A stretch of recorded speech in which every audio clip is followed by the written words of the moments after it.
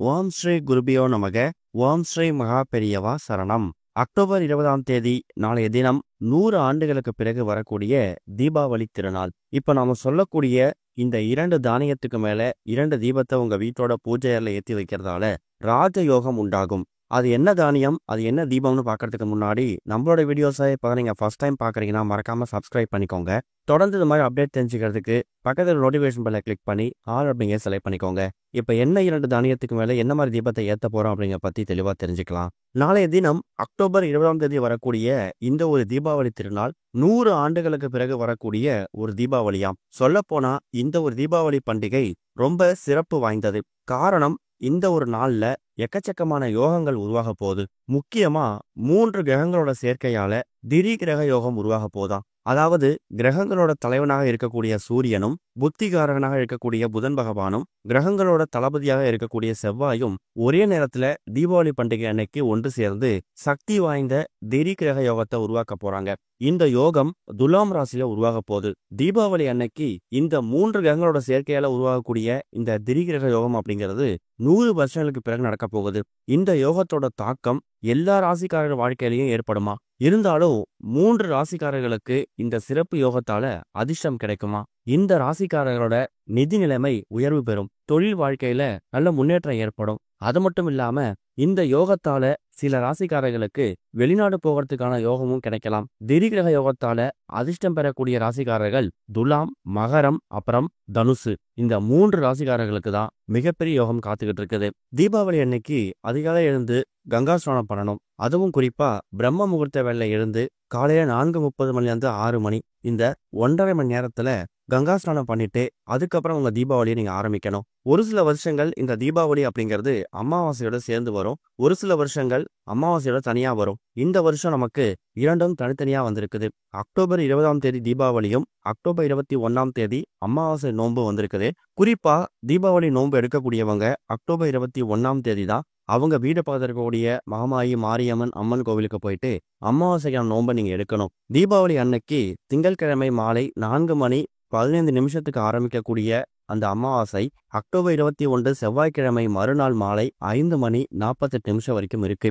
அமாவாசை நோன்புக்கான பொருட்களை வாங்கி வைக்கிறது, அதை தயார் பண்றது, இது எல்லாத்தையுமே தீபாவளி அன்னைக்கு மாலை 4:15 பிறகு நீங்க தாராளமா தயார் செஞ்சு வச்சுக்கலாம். நோன்பு எடுக்கிறது செவ்வாய்க்கிழமை அக்டோபர் 21ஆம் தேதி மாலை 5:48 உங்க நோன்பை நீங்க முடிச்சுக்கணும். செவ்வாய்க்கிழமை நோன்பு எடுக்கிறதுக்கான சரியான நேரம் எது அப்படின்னு கேட்டீங்கன்னா, காலையில 9:10 யமகண்டம் இருக்கு, மதியம் 3:04 ராகு காலம் இருக்கு. இந்த 2 நேரங்களை நீங்க தவிர்த்துடுங்க. காலையில நல்ல நேரம் சரியா 8 மணிலேருந்து 9 மணி. இந்த 1 மணி நேரத்துல தீபாவளி நோன்புக்கான அந்த விரதத்தை எடுக்கிறது, கோவிலுக்கு போயிட்டு பூஜை பண்றது, நோன்பு கயிறு கட்டிக்கிறது, இதை பண்ணலாம். மாலை நேரத்துல பண்ண போறீங்கன்னா மாலை 4:45 5:45 இந்த 1 மணி நேரம் ரொம்ப நல்ல நேரம். அது மட்டும் இல்லாம அமாவாசை திதியும் நமக்கு 5:48 வரைக்கும் இருக்கிறதால 4:45 5:45 வரைக்கும் நீங்க அமாவாசை நோன்புக்கான வழிபாட்டையும் பண்ணிக்கலாம். இதுதான் தீபாவளி அப்புறம் அமாவாசை நோன்பை எளிமையா இந்த வருஷம் கடைபிடிக்கிறதுக்கான வழிபாட்டு முறைகள். இது போக எந்த ஒரு விரத நாள் விசேஷ நாள் வந்திருந்தாலும் அன்றைய தினம் நம்ம ஏற்றக்கூடிய தீபமா இருக்கட்டும், செய்யக்கூடிய பரிகாரமா இருக்கட்டும், அதுக்கு கிடைக்கக்கூடிய பலன்கள் ரொம்ப பெருசு. அப்படிப்பட்ட ஒரு தீபத்தை தான், அதுவும் 2 தீபத்தை தான் தீபாவளி திருநாள் அன்னைக்கு திடீர் யோகம் வரக்கூடிய அந்த நாள்ல உங்க வீட்டோட பூஜை அறையில நீங்க ஏற்றி வைக்க போறீங்க. இந்த ஒரு தீபத்தை ஆண்கள், பெண்கள், குழந்தைகள்னு சொல்லி யாரு வேணாலும் ஏற்றி வைக்கலாம். எந்த விதமான கட்டுப்பாடுகளும் கிடையாது. ஏற்றக்கூடிய நேரம் ரொம்ப முக்கியம். திங்கட்கிழமை காலையில 7:09 ராகு காலம், 10:12 யமகண்டம். இந்த 2 நேரத்தை தவிர்த்துட்டு மற்ற நேரங்கள்ல இந்த 2 தீபத்தை ஏற்றி வைக்கலாம். காலையில இந்த தீபத்தை ஏற்றி வழிபாடு நடத்த போறீங்கன்னா இந்த தீபம் காலை நேரத்தில் ஏற்றுறதுக்கான சரியான நேரம் 9:15 10:15 இந்த 1 மணி நேரம். மாலை நேரத்தில் ஏற்ற போறீங்கன்னா மாலை 6 மணிக்கு மேல 7 மணிக்கு மேல அமாவாசையும் பிறந்துடும். அதுக்கப்புறம் இந்த தீபத்தை ஏற்றிக்கலாம். இந்த தீபத்தை ஏற்றுறதுக்கு உங்களுக்கு மொத்தமா 2 தானியங்கள் தேவைப்படும். அதுல முதல் முக்கியமான தானியம் துவரம்பருப்பு. அடுத்த ஒரு முக்கியமான தானியம் பச்சை பயிறு. இந்த 2 தானியங்களும் எதுக்காக எடுத்துக்கிறோம் அப்படிங்கிற கேள்வி நிறைய பேருக்கு வரும். தீபாவளி திருநாள் வந்திருக்கக்கூடிய அக்டோபர் 20ஆம் தேதி திடீர் யோக சேர்க்கை நடக்கும் சொல்லியிருந்தோம்ல. இந்த 3 கிரகங்கள் ஒன்று சேர பெறக்கூடிய நேரத்தை தான் திரிகிரக யோகம்னு சொல்றாங்க. அதுல சூரிய பகவானுக்காக நம்ம பிரத்யேகமா எந்த விதமான வழிபாடும் பண்ண வேணாம். ஆனா புத்திகாரகனாக இருக்கக்கூடிய புதன் பகவானுக்காகவும் தளபதியாக இருக்கக்கூடிய செவ்வாய் பகவானுக்காகவும் நம்ம 2 தீபத்தை ஏற்ற போறோம். துவரம்பருப்பு அப்படிங்கிறது திரிகிரக யோகையால சேர்க்கை பெறக்கூடிய 3 கிரகங்கள்ல செவ்வாய் பகவானுக்குரிய தானியம் இந்த துவரம்பருப்பு. அதே மாதிரி இந்த திரிகிரக யோகத்துல இடம்பெறக்கூடிய புதன் பகவானுக்குரிய தானியம் பச்சை பயிறு. ஒரு சின்னதா தட்டு எடுத்துக்கோங்க.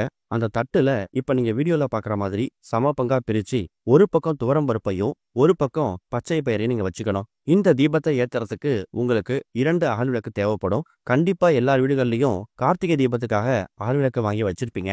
அப்படி இல்லைன்னா கூட கார்த்திகை தீபத்துக்கான மொத்த அகல் விளக்கையும் வாங்கிட்டு அதுல 2 அகல் விளக்கு எடுத்து நீங்க இந்த பரிகாரத்துக்கு பயன்படுத்திக்கலாம். காலை நேரத்துல ஏத்துற மாதிரி இருந்தா 9:15 10:15, ஈவினிங் ஏத்துற மாதிரி இருந்தா மாலை 6 மணிக்கு மேல. இந்த 2 தானியங்களையும் தட்டுல சமப்பங்கா பரப்பி வச்சு அந்த 2 தானியங்களுக்கு மேலேயும் தனித்தனியா இப்ப நீங்க வீடியோல பாக்குற மாதிரி துவரம்பருப்புக்கு மேல ஒரு தீபம் இருக்கிற மாதிரியும் பச்சை பயிருக்கு மேல ஒரு தீபம் இருக்கிற மாதிரியும் வச்சுட்டு நெய் தீபம் ஏத்தினாலும் சரி, தீப எண்ணெய் ஊற்றி தீபம் ஏத்தினாலும் சரி, அது உங்க விருப்பம் தான். ஆனா ஏற்றக்கூடிய தீபம் இந்த 2 தானியங்களுக்கும் மேல தனித்தனியா இருக்கணும். இந்த தீபத்தை ஏத்தி வச்சுட்டு முதல்ல இந்த வருஷம் தீபாவளி நமக்கு திங்கட்கிழமை வந்திருக்கு, சோமவாரம். அதனால சிவபெருமான மனசார பிரார்த்தனை பண்ணிக்கோங்க. ஓம் நமச்சிவாய அப்படிங்கிற ஒரு மந்திரத்தை ஒரு 8 முறை 9 முறை சொல்லுங்க.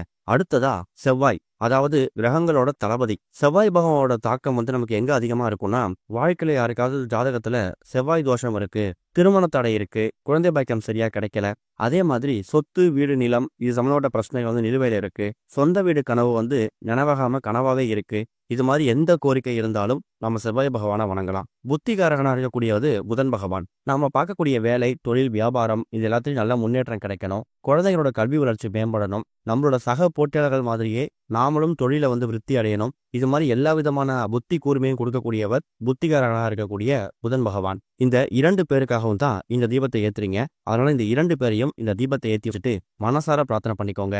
குறிப்பா கடன் பிரச்சனை காணாமல் போகணும், சொந்த வீடு உருவாகணும், நம்ம சக்திக்கு ஏற்ற மாதிரி ஒரு நிலமாவது வாங்கி போடணும் அப்படிங்கிற மாதிரி வேண்டிக்கோங்க.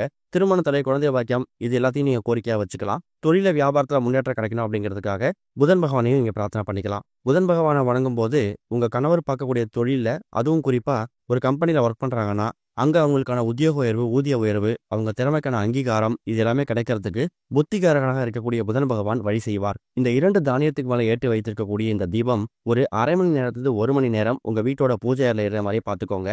இதுக்கு நீங்க செலவு பண்ணக்கூடிய நேரமும் இதுக்கான பொருட்களும் ரொம்ப கம்மி தான். பச்சை பயிறு அப்படிங்கிறது ரொம்ப எளிமையா உங்க வீடு பக்கத்துல மளிகை கடையில கிடைச்சிடும். துவரம்பருப்பு அப்படிங்கிறது நீங்க வீட்டுல வச்சிருப்பீங்க, அதையே பயன்படுத்திக்கலாம். இந்த தீபம் எரியக்கூடிய அந்த நேரத்துல இப்படி எல்லா கடவுளையும் பிரார்த்தனை பண்ணிட்டு மற்ற விளக்குகளை எவ்வளவு நேரம் எரியுதோ அவ்வளவு நேரம் இந்த விளக்கு எரிஞ்சா போதும். அதுக்கப்புறமா அந்த அகவிளக்கை குளிர வச்சு அப்புறப்படுத்திடுங்க. அன்றைக்கு இரவோ அல்லது மறுநாளோ அந்த துவரம்பருப்பையும் பச்சை பயிரையும் உங்க வீட்டு மொட்டை மாடிக்கு வரக்கூடிய காக்கை குருவிகளுக்கு தானமா போட்டாலும் சரி, இல்ல பக்கத்துல ஏதாவது ஆறு, ஏரி, குளம், நீர்நிலைகள் இருக்கு, இல்ல கிணறு இருக்கு அப்படின்னாலும் அந்த கிணத்துல தண்ணீரை விட்டாலும் சரி. ஆனா கால் படாத மாதிரி போட்டுறணும். அந்த பச்சை பயிரையும் துவரம்பருப்பையும் திரும்ப உங்களோட பயன்பாட்டுக்கு நீங்க பயன்படுத்த வேணாம். தீபாவளி அன்னைக்கு 3 கிரகங்கள் சேரக்கூடிய இந்த திரிகிரக யோகத்தன்னைக்கு சூரிய பகவானை பிரார்த்தனை பண்ணிட்டு செவ்வாய் பகவானுக்கும் புதன் பகவானுக்கும் உரிய இந்த 2 தானியங்களுக்கு மேல 2 தீபத்தை ஏற்றி பாருங்க, நல்ல முன்னேற்றம் கிடைக்கும். ஓம் ஸ்ரீ குருபியோ நமக. ஓம் ஸ்ரீ மகா பெரியவா சரணம்.